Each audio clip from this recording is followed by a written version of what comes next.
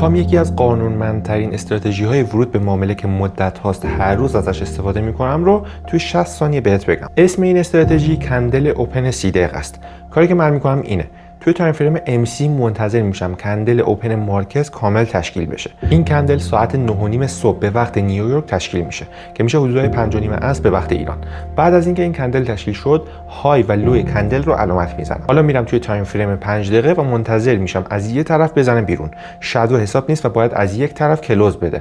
اینجا میبینی که بالای خط کلوز داد. وارد معامله خرید میشم، استاپ پشت کندل شکست و ریسک به ریوارد 1/3. اینم از نتیجه. کاملا قانونمند، سلیقه واردش نمیشه و تارگت های خوبی میشه ازش گرفت. واسه مثال فروش هم که برعکسشه.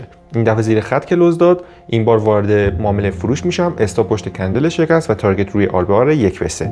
من این استراتژی رو روی شاخص S&P استفاده کردم، اما میتونی روی شاخص های دیگه آمریکا و سهامی مثل اپل هم تست کنی. نکته این استراتژی اینه که خیلی منظم، باید هر روز سر اون ساعت اجرا بشه و هیچ سیگنالی ازش رو نباید از دست داد تا احتمالات به نفعت شروع به کار کردن بکنه.